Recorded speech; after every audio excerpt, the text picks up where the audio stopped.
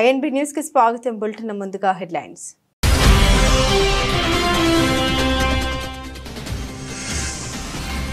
America గడ్డపై ప్రధాని మోదీ సంచలన ప్రకటన. అక్రమ వలసదారుల్ని వెనక్కి తీసుకురావడంపై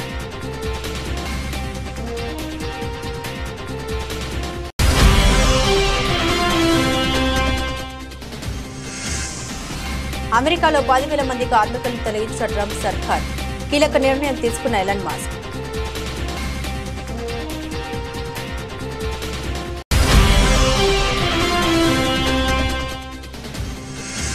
మహాకుంభమేళా మరో రికార్డ్, చరిత్ర తిరగరాస్తున్న త్రివేణి సంగమం.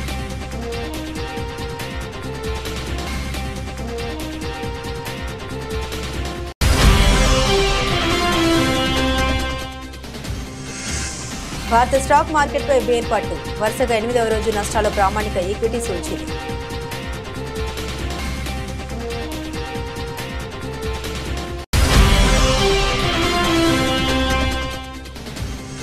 మహిళల ప్రీమియర్ లీగ్ 3వ సీజన్కు అదిరే ఆరంభం. అద్వితీయ ఆట తీరుతో ఆకట్టుకుంటున్న defending champion Royal Challengers Bengaluru. ప్రధాని నరేంద్ర మోదీ అమెరికాలో పర్యటించారు. ఈ సందర్భంగా ఆ దేశ అధ్యక్షుడు డొనాల్డ్ ట్రంప్తో భేటీ అయ్యారు.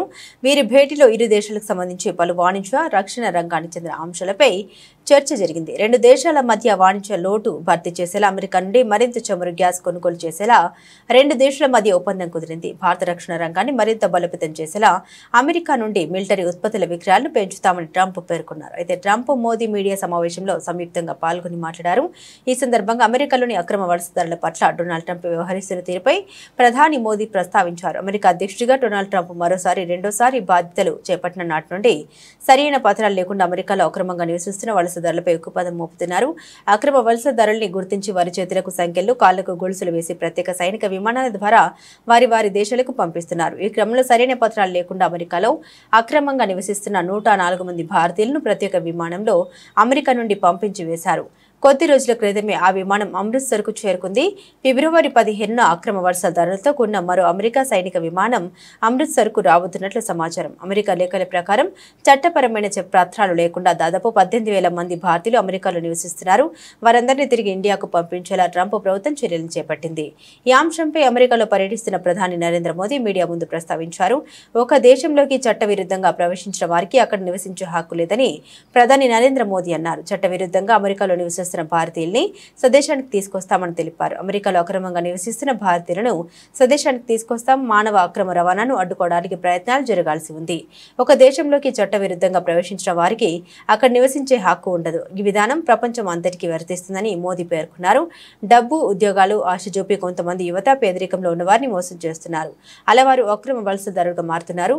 వారికి తెలియకుండానే మానవ అక్రమ రవాణా కూపంలోకి వెళ్తున్నారని మోదీ అన్నారు. అలాంటి వాటిని సమూలంగా నిర్మించాల్సిన అవసరం ఉంది. ఈ ప్రయత్నాలు భారత్కు ట్రంప్ పూర్తి సహకారం అందిస్తారని ఆశిస్తున్నామని మోదీ పేర్కొన్నారు. అమెరికాలో ఉద్యోగాల కోత మొదలైంది. ప్రభుత్వ ఖర్చుల్ని తగ్గించుకోవడంలో భాగంగా అధ్యక్షుడు డొనాల్డ్ ట్రంప్ ఆయన సలహాదారు డోజ్ చీఫ్ ఎలాన్ మస్క్ నిర్దాక్షిణ్యంగా వ్యవహరిస్తున్నారు. ఇప్పటికే 75,000 మందికి స్వచ్ఛందంగా ఉద్యోగ విరమణ చేయాలని ఆదేశాలు జారీ చేసిన ట్రంప్ సర్కార్ తాజాగా వివిధ ఏజెన్సీల్లో పనిచేస్తున్న 9,500 మందికి పైగా కార్మికులపై వేటు వేసింది. తొలగింపులకు గురైన వారిలో ఫెడరల్ భూముల వ్యవహారాలు చేసే కార్మికులు, మిలిటరీ ప్రముఖుల కేర్ పనులు చేసే ఉద్యోగులు ఉన్నారు. అదేవిధంగా ఇంటీరియర్ డిపార్ట్మెంట్లో ఎనర్జీ, వెటరన్స్ అఫైర్స్, వ్యవసాయం, హెల్త్ అండ్ హ్యూమన్ సర్వీసెస్ ఉద్యోగులు కూడా ఉన్నట్టు తెలుస్తుంది. కాగా ఫెడరల్ ఏజెన్సీలన్నింటినీ అమెరికా వదిలించుకోవాల్సిన సమయం వచ్చేసిందని ఇప్పటికే ఎలాన్ మస్క్ ప్రకటించారు. ప్రభుత్వ పనితీరును సమూలంగా పునర్వ్యవస్థీకరించడంలో భాగంగా ఈ చర్య తప్పదని స్పష్టం చేశారు. వృధా ఖర్చుల తగ్గింపు, సామర్థ్య పెంపు కోసం ఏజెన్సీల సామూహిక మూసివేతలు తప్పవన్నారు. ఇందులో భాగంగా ఫెడరల్ వర్క్స్ ఫోర్స్ లో పరిమాణాన్ని తగ్గించేందుకు ప్రొబేషనరీ ఏడాది కంటే తక్కువ అనుభవం ఉన్న ఉద్యోగులను తొలగించాలని మస్క్ ఆదేశాలు జారీ చేశారు. అన్ని విభాగాల్లో ప్రొబేషనరీ ఉద్యోగులను తొలగించాలని ఏజెన్సీలకు స్పష్టం చేశారు. అయితే ఉద్యోగాల కోతలు విధించే వాటిలో law enforcement, national security, immigration విభాగాలకు ఎగ్జిక్యూటివ్ ఆర్డర్లో మినహాయింపు ఇచ్చారు. పోస్టల్ సేవలు మినహాయించి అమెరికాలో దాదాపు 23 లక్షల మంది ప్రభుత్వ ఉద్యోగులున్నారు. వీరంతా వివిధ ఏజెన్సీలో పనిచేస్తున్నారు. ఫెడరల్ శ్రామిక శక్తిలో భద్రతా సంబంధిత ఏజెన్సీలు ఎక్కువగా భాగాన్ని కలిగి ఉన్నాయి. కానీ అమెరికా వ్యాప్తంగా లక్షలాది మంది ప్రజలు మాజీ సైనికుల ఆరోగ్య సంరక్షణను, వ్యవసాయాన్ని పర్యవేక్షించడం, ప్రభుత్వ బిల్లులు చెల్లించడం వంటి ఇతర ఉద్యోగాల్లో పనిచేస్తున్నారు. అమెరికాలో ప్రభుత్వ ఉద్యోగుల సంఖ్యను తగ్గించేందుకు ఇప్పటికే ట్రంప్ బయౌట్ ప్యాకేజీతో ఆఫర్ ప్రకటించారు. దీని కింద ఫిబ్రవరి 6లోగా ఉద్యోగాలు స్వచ్ఛందంగా వదులుకున్న వారికి 8 నెలల జీతం ఇస్తామని తెలిపారు. అయితే ఈ విషయంలో ఫెడరల్ కోర్టులో ట్రంప్కు ఎదురుదెబ్బ తగిలింది. బయౌట్ ఆఫర్ను ఫెడరల్ కోర్టు న్యాయమూర్తి నిలిపివేశారు. ప్రయాగ్రాజ్లోని గంగా, యమున, సరస్వతి నదుల సంగమ స్థానంలో శుక్రవారం అంటే ఫిబ్రవరి 14వ తేదీన ఒక్కరోజే 92 లక్షల మందికి పైగా భక్తులు పుణ్య స్నానాలు చేశారని పేర్కొంది. భారత్, చైనాలు మినహా మిగతా దేశాల జనాభా కంటే ఈ సంఖ్య ఎక్కువ. America, Russia, Indonesia, Brazil, Pakistan, Bangladesh లాంటి దేశాల జనాభా కూడా 50 కోట్ల కంటే తక్కువే అని ఉత్తరప్రదేశ్ సర్కార్ తెలిపింది. ఫిబ్రవరి 26 వరకు మహాకుంభమేళ కొనసాగనుంది. ఇప్పటి వరకు మరిన్ని కోట్ల మంది భక్తులు పుణ్యస్నానాలు ఆచరించనున్నారు. ఇందుకోసం ఉత్తరప్రదేశ్ ప్రభుత్వం అన్ని రకాల ఏర్పాట్లు చేసింది. జనవరి 29వ తేదీన త్రివేణి సంగమంలో తొక్కిసలాట ఘటన జరగగా పలువురు భక్తులు చనిపోయారు. ఆయన పుణ్యస్నానాల కోసం తరలివచ్చే భక్తుల సంఖ్య ఏమాత్రం తగ్గలేదు. కాగా కుంభమేళ ఏర్పాట్లకి 1500 కోట్ల పెట్టుబడి పెడితే 3 లక్షల కోట్ల రాబడి వచ్చిందని సీఎం యోగి ఆదిత్యనాథ్ స్వయంగా ప్రకటించారు. కుంభమేళాకు వస్తున్న భక్తుల సంఖ్యతో ఈ కార్యక్రమం గ్రాండ్ సక్సెస్ అయిందన్నారు. మహారాష్ట్ర ముఖ్యమంత్రి దేవేంద్ర ఫడ్నవీస్ తన సతీమణి అమృత ఫడ్నవీస్ కుమార్తె దివిజలతో కలిసి ప్రయాగ్రాజ్లోని త్రివేణి సంగమంలో పుణ్య స్నానాలు చేశారు. మహాకుంభమేళలో భక్తుల కోసం అద్భుతమైన ఏర్పాట్లు చేశారని దేవేంద్ర ఫడ్నవీస్ తెలిపారు. ఇందుకు గాను ఉత్తరప్రదేశ్ ముఖ్యమంత్రి యోగి ఆదిత్యనాథ్కు ఆయన అభినందన తెలిపారు. మహాకుంభమేళకు వస్తున్న ప్రతి భక్తుడు సంతోషంగా ఉన్నాడు. భారీ సంఖ్యలో భక్తుల రాకతో ఈసారి మేళ సరికొత్త రికార్డు సృష్టించిందని దేవేంద్ర ఫడ్నవీస్ తెలిపారు. మహాకుంభమేళలో ఇంత చక్కటి ఏర్పాటు చేసినందుకు మేం సీఎం యోగికి ధన్యవాదాలు తెలిపారు. తదుపరి కుంభమేళ మహారాష్ట్రలోని నాసిక్లో జరుగుతుంది. దాన్ని కూడా ఇదే విధంగా విజయవంతం చేయడంపై మేం ఫోకస్ పెడతామన్నారు దేవేంద్ర ఫడ్నవీస్ సతీమణి అమృత ఫడ్నవీస్.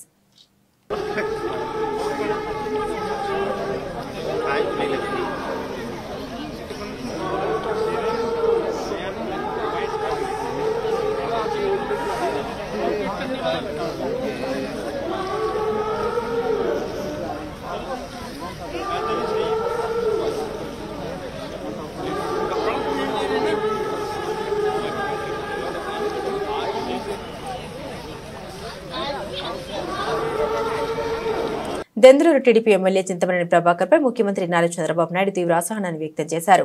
చింతమనేని దుర్భాషల వీడియో ఒకటి సోషల్ మీడియాకి ఎక్కడంతో చంద్రబాబు ఆగ్రహం వ్యక్తం చేశారు. మనం అధికారంలో ఉన్నామని ఇలా సహనం కోల్పోయి వ్యవహరించడం తగదని హితో పలికారు. భవిష్యత్తులో ఇలాంటివి జరగకుండా చూసుకోవాలని తెలిపారు. ఇంతకీ ఏం జరిగిందంటే ఓ వివాహ కార్యక్రమానికి వెళ్లిన చింతమనేని కారుకు మాజీ ఎమ్మెల్యే అభయ చౌదరి కారు అడ్డుగా ఉండడం వివాదానికి దారితీసింది. ఈ గొడవ గురించి చంద్రబాబుకు వివరించేందుకు చింతమనేని నిన్న మంగళగిరిలోని టీడీపీ కార్యాలయానికి వెళ్లారు. వైసీపీ నేతలు కావాలని రెచ్చగొట్టేలా ప్రవర్తించారు. ఆయన చంద్రబాబుకు ఫిర్యాదు చేశారు. ఈ నేపథ్యంలో చంద్రబాబు ఇలా స్పందించారు. నిన్న గన్నవరం మాజీ శాసనసభ్యుడు వంశీ గారిని అరెస్ట్ చేస్తే వైఎస్ఆర్ పార్టీ వాళ్ళు అక్రమంగా వంశీ ఏ తప్పు చేయలేదు, కావాలనే కక్ష సాధింపు చర్యలో భాగంగా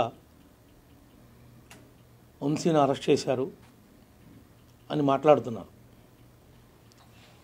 అంటే వంశీ ఏ తప్పు చేయకోకుండానే తెలుగుదేశం పార్టీ గన్నవరం కార్యాలయం తగలబడిందా, ధ్వంసమైందా, లేదంటే మాకు మేమే పెట్టుకుని వంశీ మీద నెట్టడం జరిగిందా? ఈ విషయాలన్నీ ఆ రోజున మీరు అధికారంలో ఉన్నప్పుడు మీ అధికారాన్ని అడ్డం పెట్టుకుని తప్పించుకున్నారు, తప్పించుకోవడానికి ప్రయత్నం చేశారు. మీకు అలవాటు, ముఖ్యంగా వైఎస్ఆర్ పార్టీ నాయకులకి, కార్యకర్తలకి, వాళ్ళ మాజీ శాసనసభ్యులకి, ఇప్పుడున్న శాసనసభ్యులకి, ఇప్పుడున్నటువంటి రాష్ట్ర అధ్యక్షుడికి ఆయన స్కూల్లో నేర్చుకున్నటువంటి విద్యలే ఇవన్నీ. మీకు అక్రమ కేసులు పెట్టడం, ప్రతిపక్ష పార్టీ వాళ్ళని హౌస్ అరెస్ట్ చేయటం, బయటికి రానికపోవటం, అవసరమైతే ఎన్కౌంటర్ చేస్తాను అని చెప్పి చింతపల్లి ఫారెస్ట్లోకి తీసుకెళ్ళటం, ఇలా బెదిరించటం, కొంతమందిని భూమి మీద లేకుండా చేయటం మీకు సాధ్యపడింది. మా మాజీ స్పీకర్ కోడెల శివప్రసాద్ గారు ఆత్మహత్య చేసుకునేలాగా ఆయన్ని ప్రేరేపించింది మీరు కదా? ఆ పరిస్థితికి ఆయన రావడానికి, ఆయన భూమి మీద లేకపోవడానికి కారణం మీ వైఎస్ఆర్ పార్టీ, జగన్మోహన్ రెడ్డి ప్రభుత్వం కాదా అని అడుగుతున్నాం. ఆ రోజున మాకు జరిగితే ఒకటి, ఈ రోజున చేసిన నేరానికి, చేసినటువంటి తప్పుకి ఈ రోజున వంశీని పెట్టారు, రేపొద్దున కొడాల నానిని పెడతారు, ఎల్లుండి ఇంకొకరిని పెడతారు, అవటాల నుండి ఇంకొకరిని పెడతారు. ఈ చట్టాన్ని అమలు చేసే క్రమంలో కొద్దిగా టైం డిలే కావచ్చేమో, కానీ నేరం చేసిన వాడు చట్టం ముందు తప్పించుకోవడానికి వీల్లేదు. ప్రతి వాడిని తీసుకుని వచ్చి వాళ్ళు చేసినటువంటి నేరాల్ని రుజువు చేసి కటకటాల మళ్ళీ పంపటం జరుగుతుందని చెప్పి కూడా ఈ సందర్భంగా మీ అందరికి కూడా తెలియజేస్తా ఉన్నాం. నిన్నేదో పెద్ద పోటుగాళ్ళలాగా అంబటి రాంబాబు, మీకు తెలుసు కదా రాంబాబు అంటే అంబటి, రాత్రిపూటేమో ఆయన కామబాబు, పగలపూటేమో రాంబాబు. ఈయన చెప్తున్నాడు నీతి కౌరులు మహాత్మా గాంధీ దగ్గర నేర్చుకుని వచ్చినట్లుగా. డీజీపీ గారు ఆఫీస్కి వెళ్ళాడట, ఈ పుడింగ్ వస్తున్నాడని డీజీపీ గారు అక్కడ ఇంటర్వ్యూ ఇవ్వలేదట. ఈయనకు ఒక శాసనసభ్యుడు కూడా కాదు, నువ్వు మాజీ మంత్రి అయితే అయి ఉండొచ్చేమో. కనీసం నీకు పోలవరంలో నీకు మంత్రి ఇచ్చి ఇంకా దిగదార్చేశాడు పోలవరం ప్రాజెక్ట్ని జగన్. దేనివల్ల నీకు క్యూసిక్కి దీనికి తేడా తెలియనటువంటి, టీఎంసీకి తేడా తెలియనటువంటి మనిషివి. క్యూసిక్స్ అంటే ఏంటో, టీఎంసీస్ అంటే ఏంటో కనీసం ఆ వ్యత్యాసం కూడా తెలుసుకోకుండా ఆ శాఖ మంత్రిగా ఉండి పోలవరాన్ని పడుకోబెట్టి గైడ్ బండి పోయి అనేక విధాలుగా దాన్ని సర్వనాశనం చేసింది జగన్మోహన్ రెడ్డి ప్రభుత్వం. ఇంకా రాంబాబు గురించి చెప్పాలంటే మాటలతో చెప్పేది కాదు. ఇవాళ కోడెల గారు లేకపోవడానికి కూడా కారణం రాంబాబు పెట్టినటువంటి ఆ రోజున ఆ యొక్క హెరాస్మెంట్ వల్లే అన్ని కేసులు పడి ఇంత బతికి నేను ఇంకా భూమి మీద ఉండాలా అని ఆయనగానే ఆత్మహత్య చేసుకునే విధంగా ప్రేరేపించారు. ఆ రోజునే ఈ రోజున కంప్లైంట్ ఇచ్చి అయినా సరే నీ మీద 306 కట్టాలి. ఆ యొక్క చనిపోవడానికి ఆయన కారణం పరోక్షంగా నువ్వు, నీ జగన్మోహన్ రెడ్డి కాబట్టి మీ ఇద్దరి మీద 306 కట్టాలని చెప్పి నేను డిమాండ్ చేస్తా ఉన్నా ఈ ప్రభుత్వాన్ని. నిజంగా మీరిద్దరూ ఆ సెక్షన్ కింద నేరస్తులుగా మిగులుతారని చెప్పి కూడా ఈ సందర్భంగా నేను గుర్తు చేస్తున్నా. ఇవాళ ఏదో ఈయన వచ్చాడంట, డీజీపీ గారికట తెలియాలట, మా మాజీ మంత్రులు అప్పుడున్నటువంటి శాసనసభ్యులు స్వయంగా డీజీపీ గారిని కలవటానికి వెళ్తేనే మీ ప్రభుత్వంలో అపాయింట్మెంట్ ఇవ్వకోకుండా, గేట్లోంచి రాకోకుండా వెనక్కి తిప్పి పంపిన సంఘటనలు అనేకం. నీ డీజీపీ ఆఫీస్ పక్కన ఉన్నటువంటి మా రాష్ట్ర కేంద్ర పార్టీ ఆఫీస్ ఉంటే దాన్ని ధ్వంసం చేస్తుంటే రక్తం గారి మా దాంట్లో ఉన్నటువంటి మా ఉద్యోగస్తులు, నాయకులు పరుగులు పెడుతుంటే, అల్లాడిపోతుంటే ఆ రోజున డీజీపీ ఏమయ్యాడు? ఆ రోజున ముఖ్యమంత్రి ఏమయ్యాడు? యాదాద్రి భువనగిరి జిల్లా ఖమ్మంలో జరిగే బీసీ రౌండ్ టేబుల్ సమావేశానికి పర్యటక వెళ్తున్న ఎమ్మెల్సీ కవితకు చౌటుప్పల్ పట్టణ కేంద్రంలో మునుగోడు నియోజకవర్గ ఇన్ఛార్జ్ కూసుకుంట్ల ప్రభాకర్ రెడ్డి ఆధ్వర్యంలో ఘన స్వాగతం పలికారు బీఆర్ఎస్ పార్టీ కార్యకర్తలు. అనంతరం కవిత మీడియాతో మాట్లాడారు. నేడు ఖమ్మం జిల్లాలో జరుగుతున్న బీసీ రౌండ్ టేబుల్ సమావేశానికి వెళ్తున్నాను. మునుగోడు నియోజకవర్గం ఘన స్వాగతం పలికారు. మునుగోడు నియోజకవర్గంలో రాజగోపాల్ రెడ్డి అధికారంలో ఉన్నారు. ఈ ప్రాంత ట్రిబుల్ ఆర్ రైతులు చాలా ఇబ్బందులు పడుతున్నారు. ట్రిబుల్ ఆర్ రైతులకు గతంలో ముఖ్యమంత్రి రేవంత్ రెడ్డి అండగా ఉంటారని తెలిపారు. ఈరోజు ఖమ్మం జిల్లాలో జరుగుతున్నటువంటి బీసీ రౌండ్ టేబుల్ సమావేశానికి హాజరవడానికి వెళ్తూ మార్గం మధ్యలో మరి మునుగోడు నియోజకవర్గంలో చౌటుప్పల్ మండలంలో మా నాయకులను అందరినీ కూడా కలవడానికి ఆగడం జరిగింది. ఇక్కడ మునుగోడు మండలంలో మరి కాంగ్రెస్ పార్టీ నుండి రాజగోపాల్ రెడ్డి గారు అధికారంలో ఉన్నారు, వారు ఎమ్మెల్యేగా ఉన్నారు. ఇక్కడ ముఖ్యమంత్రి గారు ఆనాడు వచ్చి ట్రిపుల్ ఆర్ సమస్యనే లేకుండా చేస్తా, నేను మమ్మల్ని గెలిపించండి, మేము ఎటువంటి ఇబ్బంది లేకుండా ట్రిపుల్ ఆర్ని మీ గ్రామాల నుంచి వెళ్లకుండా చేస్తామని చెప్పిండ్రు. కానీ గెలిచి 14 నెలలు అవుతున్న ట్రిపుల్ ఆర్కి సంబంధించినటువంటి బాధితులకు ఎవరికైతే ముఖ్యమంత్రి గారు మాట ఇచ్చారో ఇంతవరకు వాళ్ళు 2000 మంది పైచిలుకుతో కలెక్టరేట్ ముట్టడి చేసినా కూడా కనీసం వాళ్ళని పిలవడం కానీ మాట్లాడడం కానీ చేయకపోవడం అన్నది దారుణం. మీరు ఇచ్చినటువంటి మాటకు నిలబడి గౌరవ ముఖ్యమంత్రి గారు తక్షణమే ట్రిపుల్ ఆర్ బాధితులను పిలిపించుకొని మాట్లాడి వారి సమస్య పరిష్కరించవలసిందిగా నేను డిమాండ్ చేస్తా ఉన్నాను. రాజగోపాల్ రెడ్డి గారు ఈ విషయంలో చొరవ తీసుకోవాలని కూడా మేము డిమాండ్ చేస్తా ఉన్నాం. మరి మునుగోడులో ఉన్నటువంటి అందరికీ కూడా విజ్ఞప్తి చేసేది ఒకటే, తెలంగాణ రాష్ట్రం తెచ్చుకున్నదే, అందరూ బాగుండాలి, అందరం కూడా చక్కగా ఉండాలనే విషయంలోనే. కాబట్టి ఇవాళ బీఆర్ఎస్ పార్టీ మీ అందరి పక్షాన కూడా నిలబడి పోరాటం చేస్తా ఉన్నది. Thank you. జై తెలంగాణ.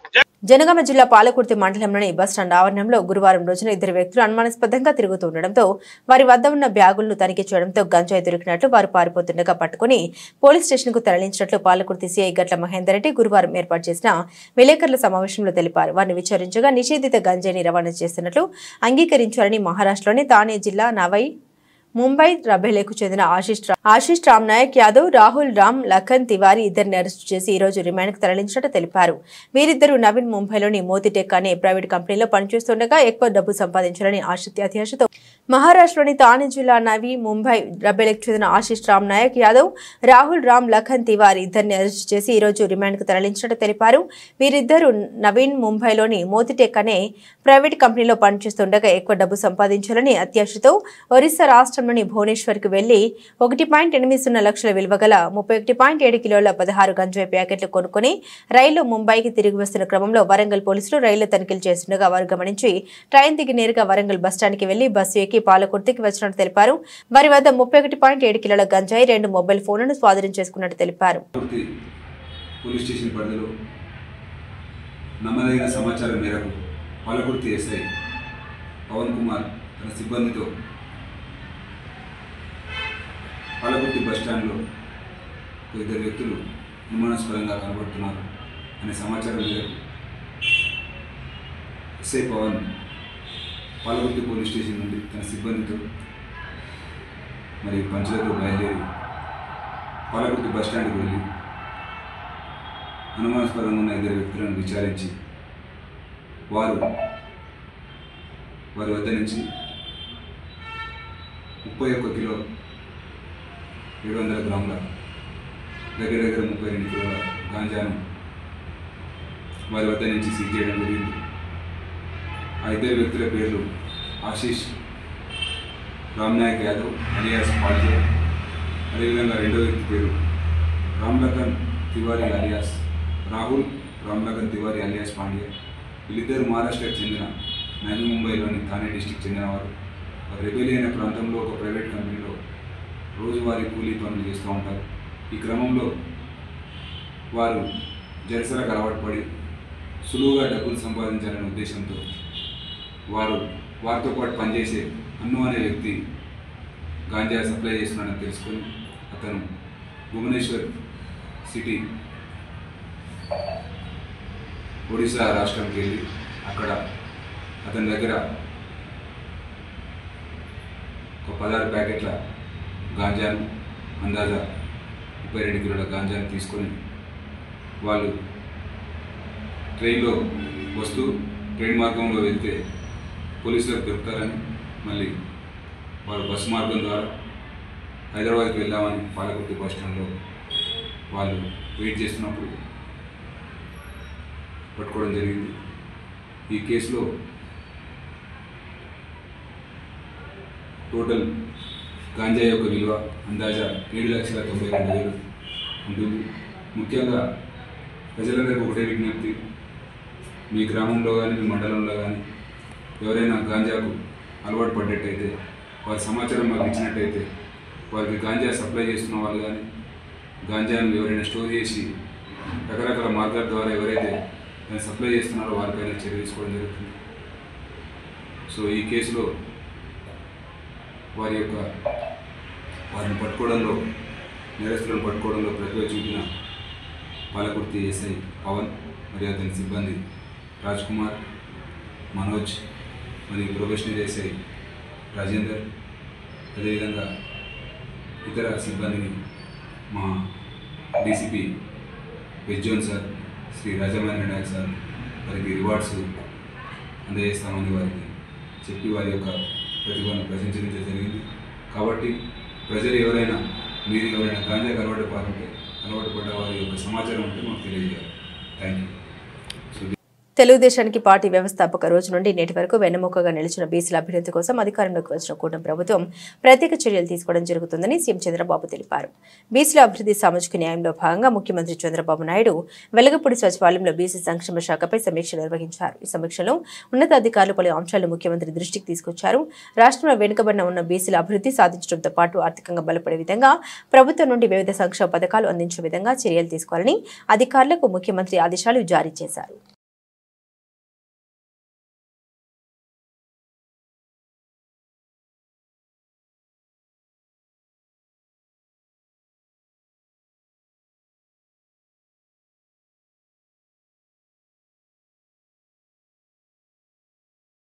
భద్రాద్రి కొత్తగూడెం జిల్లా భద్రాచలం శివారు ప్రాంతంలో పట్టణానికి ఆనుకుని ఉన్న ఆంధ్రాలో కలిసిన చాలా ఎకరాల ప్రభుత్వ భూములు గత కొంతకాలంగా ఆక్రమణకు గురయ్యాయి. చుట్టుపక్కల ప్రాంతాల్లోని గిరిజనులంతా ఆ భూముల్ని ఆక్రమించి గుడిసెలు నిర్మించుకున్నారు. ప్రభుత్వ అధికారులు చాలా కాలం నుండి భూములను ఖాళీ చేయాలని చెబుతున్నప్పటికీ వినకపోవడంతో ఈ రోజు అల్లూరు జిల్లా ఏటపాక మండల అధికారులు గుడిసెలు తొలగిస్తున్నారు. ప్రభుత్వ భూముల్ని ఆక్రమించి గుడిసెలు వేయడం ద్వారా గిరిజనులకు ఇతరులకు అనేక వివాదాలు జరుగుతున్నాయని ప్రజలెవరూ ప్రభుత్వ భూముల్ని ఆక్రమించవద్దని అధికారులు తెలుపుతున్నారు. గతంలో కూడా అక్కడ గిరిజనులు ప్రభుత్వ భూముల్ని ఆక్రమించి గుడిసెలు వేసుకున్న నేపథ్యంలో ఆ మండల అధికారులు గుడిసెలను తొలగించి ప్రభుత్వ భూముల్ని స్వాధీనం చేసుకున్నారు. అయినప్పటికీ మళ్లీ గిరిజనులు అదేవిధంగా ప్రభుత్వ భూములు గుడిసెలు వేయడంతో అధికారులు ప్రొక్లైన్ల సహాయంతో గుడిసెల్ని తొలగించారు.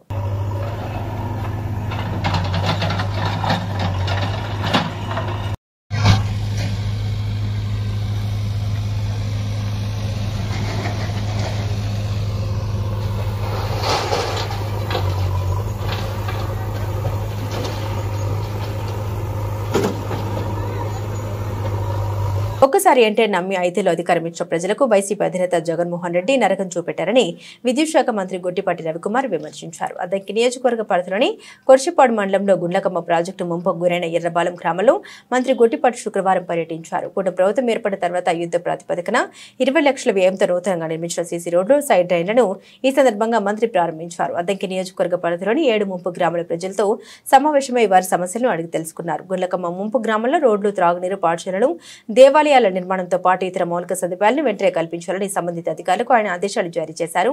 ముంపు గ్రామాల నిర్వాసితులకు ఎప్పుడు ఏ అవసరం వచ్చినా తాను అండగా ఉంటామని మంత్రి గొట్టిపాటి హామీ ఇచ్చారు. ముఖ్యమంత్రి చంద్రబాబు నాయుడు నేతృత్వంలోని కూటమి ప్రభుత్వం ముంపు గ్రామాలను ఆదుకుంటుందని అభయం ఇచ్చారు. పట్టభద్రుల నిరుద్యోగులు, యువత భవిష్యత్తుకు పునాదిని అవుతానని కరీంనగర్, నిజామాబాద్, ఆదిలాబాద్, మెదక్ పట్టభద్రుల బహుజన సమాజ్ పార్టీ ఎమ్మెల్సీ అభ్యర్థి డాక్టర్ పులి ప్రసన్న హరికృష్ణ అన్నారు. కరీంనగర్ ప్రెస్ భవన్లో ఏర్పాటు చేసిన మీడియా సమావేశంలో మాట్లాడారు. ఈ ఎన్నికల్లో వారు మానసెట్ కావాలని, అది ప్రసన్న హరికృష్ణ గెలుపుగా ఉండాలన్నారు. 25 ఏళ్లుగా విద్యార్థుల జీవితాలతో ఆడుకుని వారి తల్లిదండ్రులు ఫీజుల పేరుతో నిలువు దోపిడీ చేశారు. ఇప్పుడు కొత్త వెలుగు తీసుకొస్తామని మభ్యపెడుతూ పబ్బం గడుపుకోవాలని చూస్తున్నారన్నారు. బహుజన సమాజ్ పార్టీ రాష్ట్ర అధ్యక్షుడు మందా ప్రభాకర్, కరీంనగర్ జిల్లా అధ్యక్షుడు నల్లాల శ్రీనివాస్ తదితరులు పాల్గొన్నారు. ఇదే ప్రాసెస్ ఏదైతే ఉందో ఒక గ్రాడ్యుయేట్ ఎమ్మెల్సీ కొనసాగించాలి. ఏవైతే సమాజం లోపల పట్టభద్రులకు సంబంధించినటువంటి సమస్యలు ఉన్నాయో వీటిని ఒక నిర్మాణాత్మకమైనటువంటి రీతి లోపల ప్రభుత్వానికి తీసుకెళ్ళాలి. ప్రభుత్వానికి సమస్యలను తీసుకెళ్లడమే కాదు, ఆ సమస్యకు సంబంధించినటువంటి డిఫరెంట్ డైమెన్షన్స్ లోపల సొల్యూషన్స్ కూడా ఇవ్వాలి, అడ్వైజెస్ ఇవ్వాలి, అదేవిధంగా సజెషన్స్ కూడా గ్రాడ్యుయేట్ ఎమ్మెల్సీ ఇవ్వాలి అనేటువంటి లక్ష్యంతో నేను పనిచేస్తున్నాను. వాస్తవానికి డాక్టర్ బిఆర్ అంబేద్కర్ గారి భారత రాజ్యాంగం లోపల పేర్కొన్నటువంటి ఆర్టికల్ 169 కూడా శాసన మండలి ఏర్పాటు కోణం లోపల ఇదే చెప్తుంది. అంటే విభిన్న రంగాలకు సంబంధించినటువంటి ఎవరైతే నిష్ణాతులు ఉన్నారో, అంటే టీచర్ రంగానికి సంబంధించినటువంటి టీచర్ సమస్యల పట్ల టీచర్ ఎమ్మెల్సీ, పట్టభద్రుల సమస్యలను ప్రభుత్వానికి రిప్రజెంట్ చేయడం కోసం ఈ పట్టభద్రుల ఎమ్మెల్సీ, అదేవిధంగా లోకల్ బాడీస్ యొక్క సమస్యలను రిప్రజెంట్ చేయడం కోసం లోకల్ బాడీ ఎమ్మెల్సీ, ఇట్లా రకరకాల ఎమ్మెల్సీ పదవులు మనకు శాసన మండలి వ్యవస్థ లోపల ఆర్టికల్ 169 ప్రకారం భారత రాజ్యాంగం లోపల పొందుపరచడం జరిగింది. మరి ఒక విద్యా వ్యవస్థకు సంబంధించినటువంటి వ్యక్తిగా, పట్టభద్రుల యొక్క సమస్యలు తెలిసిన వ్యక్తిగా, ఆ సమస్యల లోపల నేను మనస్ఫూర్తిగా భాగం అయినటువంటి వ్యక్తిగా, ఆ అనుభవం ఉన్నటువంటి వ్యక్తిగా ఈరోజు నా యొక్క నామినేషన్ దాఖలు చేయడం జరిగింది. సో నేనందరికీ కూడా, ఈ 4 ఉమ్మడి జిల్లాల పట్టభద్రులందరికీ కూడా ఒకే మాట చెప్తున్నాను, మీ అందరినీ కూడా రిక్వెస్ట్ చేస్తున్నా, మీరు దయచేసి ప్రసన్న హరికృష్ణ ఈ పదవికి ఏబులా కాదా, వైసీపీ హయాంలో పిల్ల సైకో వంశీ బూతులు చేసిన సభ్య సమాజం తలెదించుకునేలా ఉన్నాయి. వంశీ అరెస్టుతో ఇంతకాలానికి తగిన శిక్ష పడిందని ప్రజలంతా అభిప్రాయపడ్డారు. ఎక్స్లో పెద్ద సైకో ఈ పిల్ల సైకోకు మద్దతుగా పోస్టు పెట్టాడు. ఇప్పటికే వంశీ ఆగడాలు భరించలేక ప్రజలే తగిన బుద్ధి చెప్పి ఓడించారు. వంశీ కొడాలి నాని బూతుల వల్ల కూడా నష్టం జరిగిందని వైసీపీ నేతలు చెబుతున్నారు. ఆ రోజు వారందరితో బండబూతులు తిట్టించిన జగన్ ఇప్పుడు నీతి సూత్రాలు చెబుతాడని టీడీపీ నేత బుద్ధ వెంకన్న మండిపడ్డారు. అందరికీ నమస్కారం. రాష్ట్రంలో జరుగుతున్న పరిస్థితులు అందరికి తెలుసు.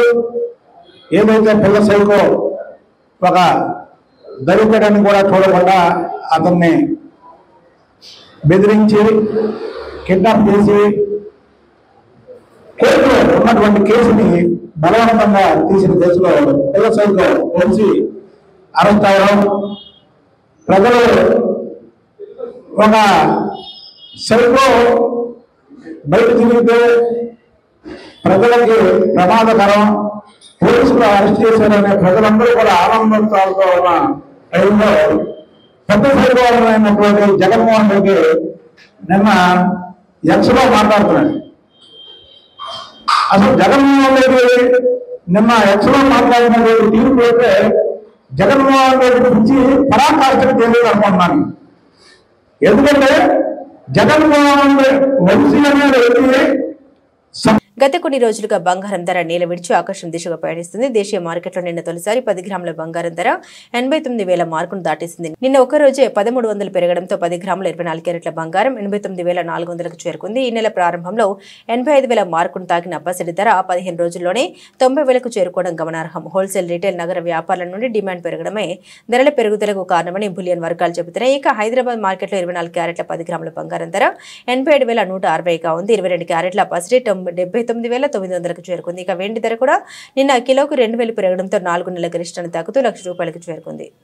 భారీ స్టాక్ మార్కెట్పై బేర్పాటు బిగించింది. ట్రంప్ సుంకాల పోటు తరలిపోతున్న విదేశీ సంస్థాగత పెట్టుబడులతో పాటు నిరాశజనకంగా త్రైమాసిక ఆర్థిక ఫలితాల కారణంగా ప్రామాణిక ఈక్విటీ సూచీలు వరుసగా 8వ రోజు నష్టాలు పయనించాయి. శుక్రవారం సెన్సెక్స్ 76,000, నిఫ్టీ 23,000 స్థాయిలను కోల్పోయాయి. సెన్సెక్స్ 199.76 పాయింట్లు క్షీణించి 75,939.21 వద్దకు చేరుకుంది. నిఫ్టీ 102.15 పాయింట్ల నష్టంతో 22,929.25 వద్ద ముగిసింది. చిన్న మధ్య స్థాయి కంపెనీల ప్రాతినిధ్య సూచీలైన బీఎస్ఈ స్మాల్ క్యాప్ ఏకంగా 3.24%, మిడ్ క్యాప్ 2.59% నష్టపోయాయి. కాగా గడిచిన 8 ట్రేడింగ్ సెషన్లలో 2,644.6 పాయింట్లు, నిఫ్టీ 810 పాయింట్లు 3.41% పతనమయ్యాయి. 8 రోజుల్లో 25.31 లక్షల కోట్ల మార్కెట్ సంపద హరించుకుపోయింది. దాంతో బీఎస్ఈ నమోదిత కంపెనీల మొత్తం మార్కెట్ క్యాపిటలైజేషన్ 400.19 లక్షల కోట్లు డాలర్లు పడిపోయింది.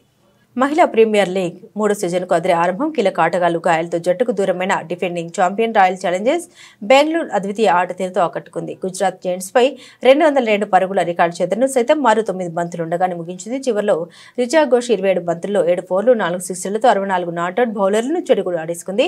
శుక్రవారం జరిగిన ఈ మ్యాచ్లో ముందుగా బ్యాటింగ్కు దిగిన గుజరాత్ 20 ఓవర్లలో 5 వికెట్లకు 201 పరుగులు చేసింది. గార్డనర్ 37 బంతుల్లో 3 ఫోర్లు 8 సిక్సర్లతో 79 నాట్అవుట్, బెద్మోని 42 బంతుల్లో 8 ఫోర్లతో 56 అర్ధ సెంచరీలు సాధించారు. పేసర్ రేణుకా సింగ్కు 2 వికెట్లు దక్కాయి. చేతుల్లో బెంగళూరు 18.3 ఓవర్లో 4 వికెట్లకు 202 పరుగులు చేసి గెలిచింది. ఎలిస్ పెర్వి 34 బంతుల్లో 6 ఫోర్లు 2 సిక్సర్లతో 57, కనుక ఆహుజా 13 బంతుల్లో 4 ఫోర్లతో 30 నాట్అవుట్ కీలక ఇన్నింగ్స్ ఆడారు. గార్డనర్కు 2 వికెట్లు దక్కాయి. ప్లేయర్ ఆఫ్ ద మ్యాచ్ గా రిచా ఘోష్ నిలిచింది. బులెటిన్ ముగించే ముందు హెడ్లైన్స్ మరోసారి.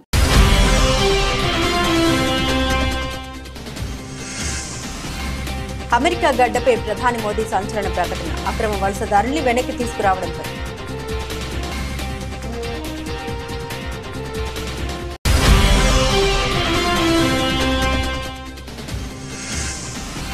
అమెరికాలో 10,000 మంది కార్మికులను తొలగించిన ట్రంప్ సర్కార్.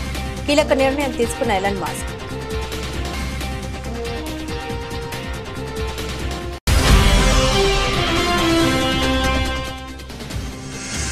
మహాకుంభమేళా మరో రికార్డ్. చరిత్ర తిరగరాస్తున్న త్రివేణి సంగమం.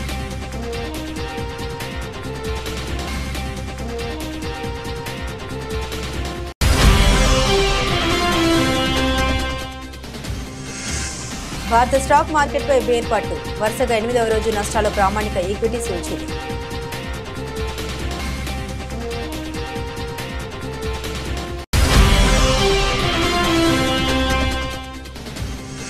మహిళల ప్రీమియర్ లీగ్ 3వ సీజన్కు అదిరే ఆరంభం. అద్వితీయ ఆట తీరుతో ఆకట్టుకుంటున్న defending champion Royal Challengers Bengaluru. ఇవి బులెటిన్లోని విశేషాలు. తిరిగి మరో బులెటిన్తో మళ్ళీ కలుసుకుందాం. సెలవు.